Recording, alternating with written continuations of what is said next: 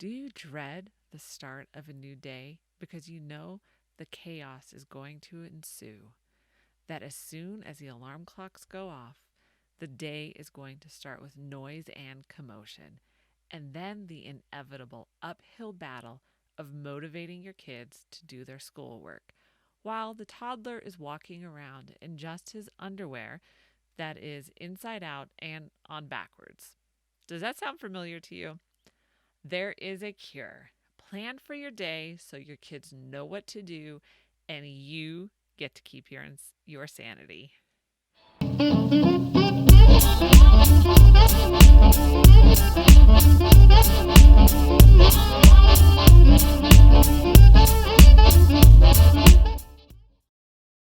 Hey, moms, welcome to another episode of the Life Unboxed blog show, where we get to join together and talk about all things momtrepreneur, from raising your kids to running a business, and the most important one, keeping your sanity. I am Jodie the mom from lifeunboxed.blog. If you have been watching this content and enjoying it, please let today be the day that I earn your like and subscription to the channel. Or if you're listening to the podcast, be sure to subscribe over there as well. Remember, I would love to hear your questions that you just can't seem to get answered. So let's get into this. It can be so frustrating trying to find the right rhythm for everyone. It can feel like searching for a pot of gold at the end of the rainbow. You hope it's there, but doubtful that you will ever find it. Trust me, mom, you are not alone. We've all experienced the pulling out of our hair trying to figure out how to plan for the day so everyone is on the same page. All right, so before we dive into the actual how-to, let's talk about some of the benefits of planning for your day. So kids, especially young kids, thrive on routine. So developing a plan for the day provides consistency and security in your home.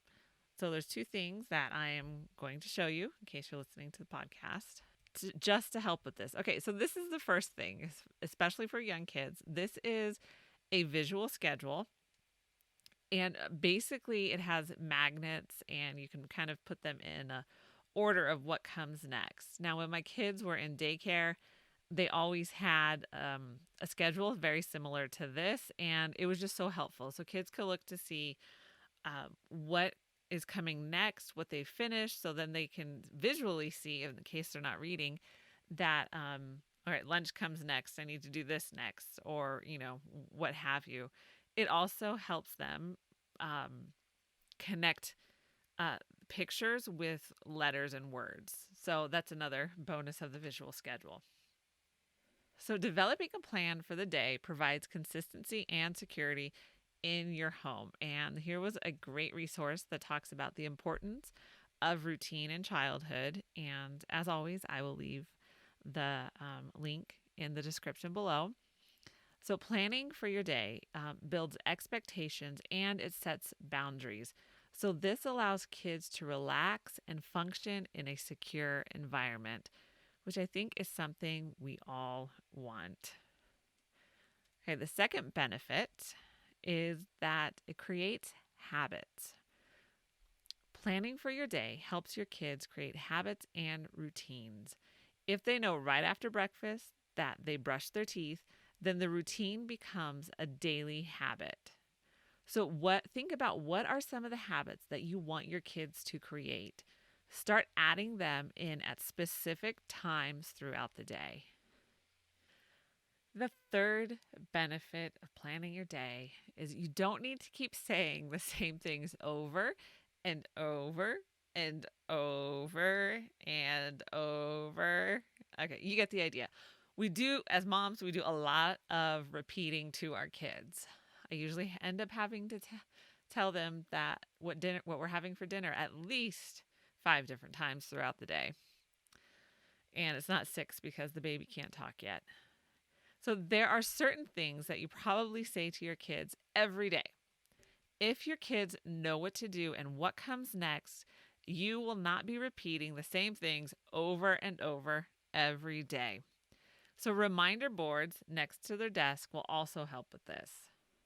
So, here is a sample reminder board. And basically, for those listening, it's just an Amazon Basics magnetic dry erase board.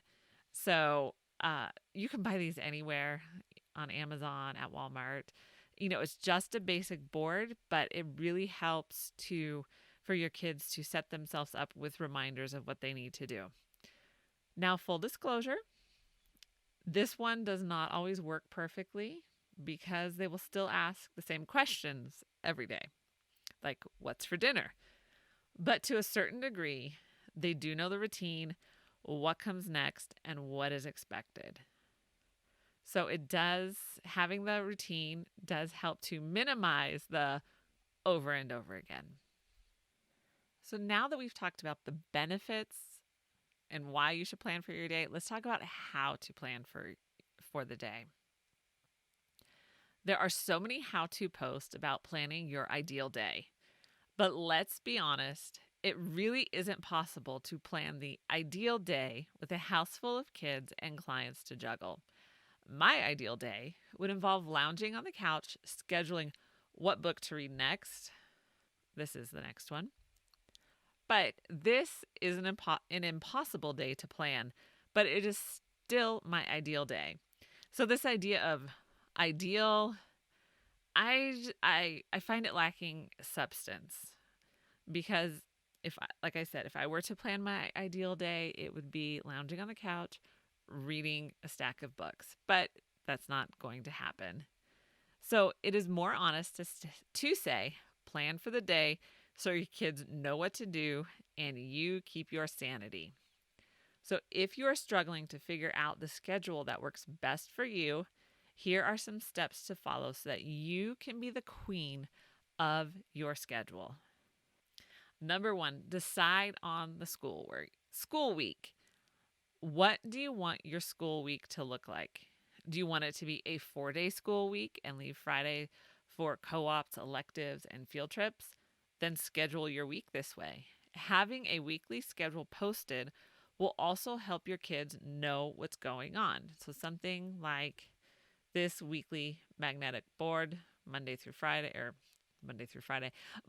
Sunday, and extra space for notes, magnets, all sorts of markers. So this is a great schedule to have that all of your kids can see. So have that posted somewhere.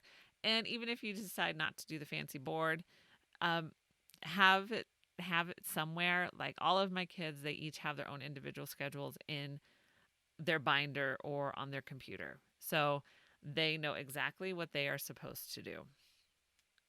So you can do this. Electives, co-op classes, and field trips are all part of the school day. So if you want to do this once a week, then rock this schedule, Mom. Or to be the queen of your schedule, do you want a 5-day per week school week and leave the last Friday of the month for field trips? Or do you want to do school year round and do 6 weeks on, 1 week off? Then do this. Whatever you decide, the most important thing is to make sure it works for you and your family. Number 2, plan for time off, but also have a buffer for surprise days off. So look at your year before you start and decide what days you actually want to take off. So for us, we usually follow the local school schedule for major holidays like Thanksgiving and Christmas. Few reasons. It's just easy to do because I have it all laid out for you. But also when I had different children in public school, I just aligned our time off with their time off, with whichever child was in school at the time. But I also plan special days off as well, like my birthday, my husband's birthday, our anniversary, different days like that, because I don't want to have to deal with schoolwork on my birthday. We are also required to fill a certain number of days for school, so I make sure that all the days are complete before Memorial Day. And usually because the school around here will start in August, we'll go ahead and start then as well. and then we're usually done the first week in May. So it's really nice to have almost a full 3 months off for summer break. So, number three to think about is, when do you want your school day to start? Start your day at the same time every day, because this will start building habits in your kids. There are certain things that need to be done every morning. So, create the routine of doing these things so your kids know exactly what to do. For example, they get up, they get dressed. This one's fluid. Eat breakfast, brush their teeth, start schoolwork. So I don't actually need to be in their presence to tell them to do all these things. They know this is the routine. So usually around this time, I also go get ready for the day. And so when I come back down, the expectation is that they are at their desk doing their schoolwork, and that is what they do. So if you do these same steps every day, your kids will get used to the routine, create good habits, and you can stop telling them what to do because they will know. Like I said, our day typically starts around 8 a.m. So when I had kids in school, it started at 7 a.m. because I had to get the child in school to school. But now that everyone is home, we start later. So this same schedule may not work for you. So find a time that works best for everyone. Number 4, let your kids take responsibility for their schoolwork. Give your kids the freedom of responsibility. And I talk more about this in another post called Homeschooling Multiple Grades. And I will leave the link for that post in the notes, whether you're watching or listening. So now, granted, this is age dependent and kid dependent. But if you can, let your kids take responsibility for their schoolwork. If they want to take multiple breaks between subjects, that's okay. The consequences will be that they finish their work much later, but they are responsible to complete it each day. So here is a sample schedule to help you start to plan for the day. So this is what works for us. And remember, find the schedule that works for you and your family. So if you visit the post at lifeunboxed.blog, you can see the schedule if you're listening. For my listeners, so that you can have the visual. So I decided to switch the majority of our bookwork to 4 days a week. This leaves Fridays for co-op and electives. So on the Fridays that we don't need to be anywhere, we sleep in. I don't work on Fridays. And the secret to not working on Fridays is you just start telling your clients that you're out of the office on Fridays. And it works. So because I don't work on Fridays and I am not a morning person, no matter how early I get up, I have never become a morning person. So on Fridays that we don't have to be anywhere, I really like to take my time getting up. I like to lay in bed and drink my coffee and just really start the morning very slow. And so do the kids, whether they like it or not. That's what they do as well, except for the coffee. So for the rest of the week, this is our typical schedule. So I usually get up between 5 and 5:30 and I start my workday. So normally between 5 and 6, I will work on stuff for my blog, whether it's posting links to social media or writing or getting scripts together, or there's so many things to do for that. So I take that hour every morning to work on just my stuff. And then by 6 o'clock, I usually start working for a client, whatever I need to do. I have some pretty consistent ones that I work with consistently throughout the week instead of project-based. So that's what I will start with. At 8 a.m., the alarms go off. The kids get up. They make their beds. They get dressed. Like I said, this one's fluid. And come downstairs. I also wake the baby up and I feed her. So when I wrote this, that was our schedule. I'm actually have weaned her now. Yay! So I still wake her up, but then the kids will actually feed her breakfast instead of mom feeding her. So at 8:10, the kids eat breakfast and then brush their teeth right after. By 8:30, the kids start on their schoolwork. So I let them take responsibility for their work. This means they can decide how many breaks they want within reason, so long as they get their work done. But with the first grader, he needs more direction to stay on task, but for the most part, it is up to them. So for the older kids, the responsibility falls on them, and for the most part, they do fine. I rarely have to interject on anything, but occasionally I do because I am still the mom. So occasionally we have to give some direction. So also at this time, I get ready. So when I get up at 5, I just get up. I don't do anything. I just get up and come downstairs and get my coffee and start working. So then at 8, ready for a break. So I will go upstairs myself. I will hop on the bike for 15 minutes, and then I'll go ahead and go through the morning routine, brushing your teeth, washing face, all that kind of stuff. So, and then my kid number 2 feeds the baby breakfast. At 9 a.m., I'm back to working again, and I also get the first grader started on his subjects. So there are a few subjects that he can do online, and so he has usually started on those already. So by the time I get down, those are done, and they don't require me grading or anything like that.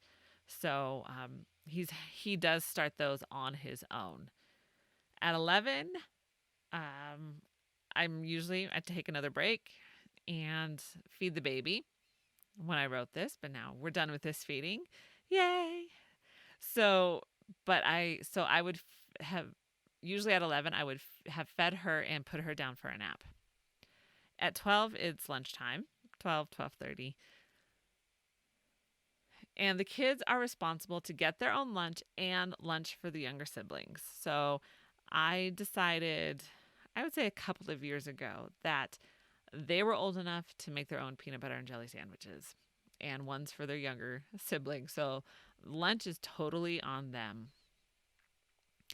So by 1 p.m., the baby wakes up and kid number 3 feeds her lunch. At 2, everyone is usually done with schoolwork, and so they can play games, go to the park, read books. It's free time. The only thing we typically don't do is we don't do any video games or watch videos. Now, this is not a hard and fast rule. There's always exceptions to everything. But typically during the week, we just don't allow video games or videos. And then usually by 2:30, I am done for the day as well. So this whole schedule, I went through the schedule just to give you an idea of how to structure yours. And I wanted to show you what our typical day looks like. There's always flexibility with the schedule and other things that we may do during the week. But knowing what comes next throughout the day helps the kids stay on task, and it helps my work schedule and keeps things on track. And also, what is great is you can be the queen. Let's go back to that one. The queen of your own schedule. So really find what works for you. For example, I have a good friend who also homeschools her kids, but getting up at 5 or 5:30 because she struggles with insomnia is not something that she's willing to do, because that's kind of like her peak of deep sleep. So that, like, she needs to sleep, obviously. And so this schedule would not work for her. So her kids and her family, they get up later to accommodate the need for sleep. So whatever works for you, you are the queen of your schedule. So you get to decide how to plan for your day. So what do you do? Is there something that you already do that really helps you plan for the day so your kids know what to do and you keep your sanity? Let us know in the comments below. I am so glad you joined me today. Be sure to like this video and subscribe to the channel. I really, really appreciate your support. And remember to check out the Life Unboxed store for all of your Mom Boss merch. And if you use the coupon code SUPERMOM, you can save 20% off the entire store. So link is in the description below. Be sure to check it out. For more great momtrepreneur content, follow Life Unboxed on social media. That would be Facebook, Instagram, Pinterest. And you can check out lifeunboxed.blog or download the podcast wherever you listen to podcasts. And be sure to share the podcast and video with your friends. I will see you in the next video.